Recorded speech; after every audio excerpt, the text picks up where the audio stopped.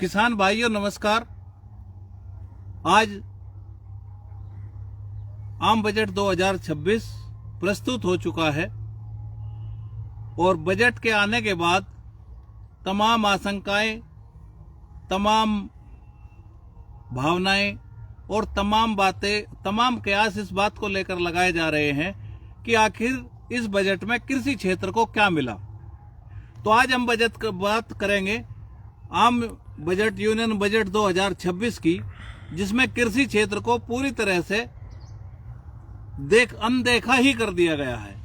मेरे कहने का ये मतलब है कि पहले हम कहते थे कि बजट में किसानों की उपेक्षा हुई है, या कहते थे कि बजट ने निराश किया है। इस बार न उपेक्षा हुई है न निराश किया है, इस बार हुआ है तो एक नया शब्द है अनदेखी। कृषि क्षेत्र को छुआ तक नहीं है।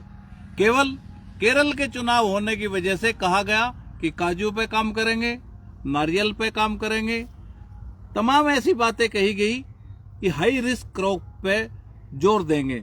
यानी कि इस देश में जो गेहूं है, धान है, कपास है, दलहन है, तिलहन है, उसकी कोई बात नहीं हुई है। हर बार बजट में होता था कि दलहन मिशन चलाएंगे, तिलहन मिशन चलाएंगे, वे सब मिशन छोड़ दिए गए हैं। आखिर ऐसा क्यों? देश में क्या दालों की आवश्यकता पूरी हो चुकी है? क्या हम तेल के क्षेत्र में आत्मनिर्भर हो चुके हैं? क्या हमारी जो किसान हैं उनकी अब आय स्थिर हो चुकी है, या उनकी परचेजिंग पावर दूसरे लोगों के बराबर है? इस पर हम बात करेंगे। और बात करने के लिए मैं आपको सबसे पहले दो उदाहरण दूंगा कि अभी जारी हुआ था आर्थिक सर्वेक्षण। बजट से पहले आर्थिक सर्वेक्षण आता है। आर्थिक सर्वेक्षण 2026 में चिंताएं जताई गई कि कृषि को जो है सिंचाई योजनाओं की आवश्यकता है, पानी की आवश्यकता है। फिर कहा गया कि कृषि क्षेत्र के लिए उर्वरक के बैलेंस की आवश्यकता है, यानी कि जो उर्वरक का प्रयोग है वो अनबैलेंस है, असमानता है। जो उर्वरक का प्रयोग होता है उसका जो संतुलित तरीके पर है, यानी कि अनबैलेंस है। अगर हमें फिर अगली बात कही गई कि देश की कृषि विकसित भारत 2047 के सेंट्रल है, यानी कि हम कृषि को एक बीज का केंद्र मान चुके हैं विकसित भारत की। अगर कृषि विकसित होगी तो देश विकसित होगा। ये सब बातें आर्थिक सर्वेक्षण में कही गई, लेकिन जिस तरह से आज बजट आया, बजट में किसानों की कोई बात ही नहीं की गई। उन चिंताओं को नकार दिया गया। अगर इस देश में फर्टिलाइजर्स के बैलेंस प्रयोग की बात है तो गांव स्तर पर हमको मिट्टी टेस्टिंग की लैब बनानी होगी। जब किसान का रिजल्ट ही नहीं आता, किसान को ये ही नहीं बताया जाता कि उसके खेत में एन की आवश्यकता है, पी की आवश्यकता है या के की आवश्यकता है, या आपके खेत में कैल्शियम कितना है, सल्फर कितना है, इसकी मात्रा कितनी है, तो जब हमें वो ही नहीं बताया जाएगा तो फिर हम बैलेंस फर्टिलाइजर का उपयोग कैसे करेंगे? रही दूसरी बात, एक बात कही गई उत्पादकता बढ़ाने की। देखिए, मेरा ये मानना है इस देश में कभी भी किसान की आमदनी उत्पादन के साथ नहीं बढ़ी। अगर उत्पादन बढ़ने से आमदनी बढ़ती तो आज इस देश का सबसे बड़ा सेक्टर कृषि होता। आज हमारी ग्रोथ, पूरी ग्रोथ में हमारा योगदान 4.5% का रह गया है। जो कृषि क्षेत्र 16% तक ग्रोथ देता था वो आज सिमट के 4.5% पर आ गया है। यानी कि 4.5% का मतलब हुआ कि हम देश की जो जीडीपी है उसमें 4.5% का योगदान करते हैं, और जो सर्विस सेक्टर है वो 60% का योगदान करता है। यानी कि उल्टा। देश में हमारे एक कहावत थी, उत्तम खेती मध्यम बाण, करे चाकरी सो निदान। जो आर्थिक सर्वेक्षण आया है, उत्तम खेती जिसको हम उत्तम मानते थे वो सबसे निम्न स्तर का काम हो गया, यानी कि नौकरी के बराबर हो गया। इस देश में जो योगदान है नौकरी का 60% हो गया और खेती का योगदान 4.5% हो गया। यानी कि अब खेती उत्तम नहीं है, अब नौकरी उत्तम है। कारण है, खेती में किसान को उसकी फसलों की कीमत नहीं मिली।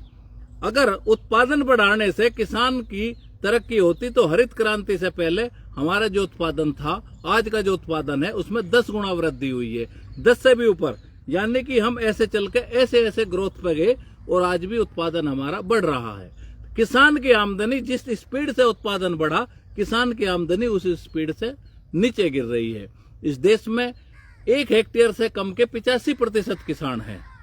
किसान के सामने बाजार का जोखिम है, किसान बाजार से कम्पीट नहीं कर सकता। छोटा किसान कभी भी बाजार का मुकाबला नहीं कर सकता। उसके लिए आवश्यकता है एग्रीकल्चर इंफ्रास्ट्रक्चर की, उसके लिए आवश्यकता है मंडियों की, उसके लिए आवश्यकता है क्रय केंद्रों की, हमारी फसल का उचित मूल्य मिलने की। इस बजट में फसल खरीद के लिए कोई व्यापक व्यवस्था नहीं की गई है। अगर खरीद नहीं बढ़ेगी तो किसान को एमएसपी कहां से मिलेगा, ये एक बड़ा सवाल है।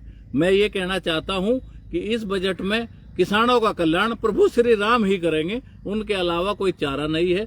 सरकार द्वारा किसान को भगवान के भरोसे छोड़ दिया गया है, कोई स्पष्टता नहीं है। पिछले 10 साल में जितनी घोषणा की गई, एक भी घोषणा के बारे में ये नहीं बताया गया कि उसमें कितना पूरा हुआ, कितना नहीं हुआ, कितनी नई नहरें बनी, कितने नए ट्यूबवेल बने, कितना कृषि का क्षेत्र बढ़ाया गया, कितनी अनफर्टाइल लैंड को हमने घटा के कृषि के लिए फर्टाइल किया।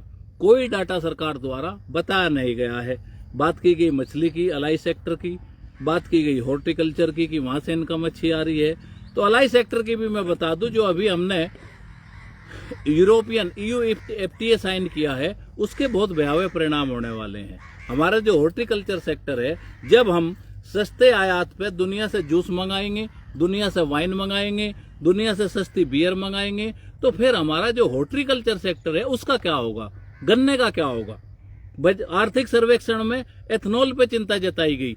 जब गन्ने से पर्याप्त एथनॉल उत्पन्न है तो आप मक्का पे जोर क्यों दे रहे हो? उसका नतीजा ये हुआ कि आज देश में उत्पादन एथनॉल का बढ़ गया, एथनॉल के दाम गिरेंगे, किसान को भाव नहीं मिलेगा।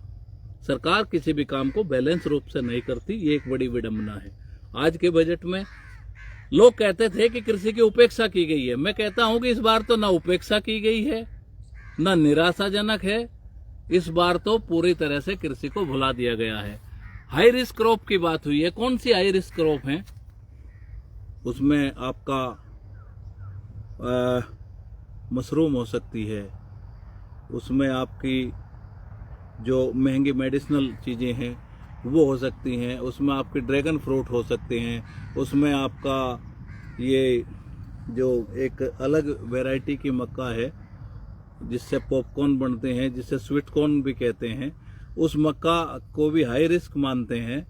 अगर केवल इन्हीं पे बात करनी है तो इस देश की जीडीपी में जो कपास का योगदान था, जो धान का योगदान था, जो गेहूं का योगदान था, जो शुगर का योगदान है, जो चीनी का योगदान है, उनको पूर्णतः भुला दिया गया। तो आप ये समझिए कि 90% किसान को आपने छोड़ दिया है भगवान के भरोसे। अब प्रभु श्री राम से ही उम्मीद है कि वे किसान का कल्याण करेंगे, सरकार से किसान कल्याण की कोई उम्मीद नहीं है। धन्यवाद।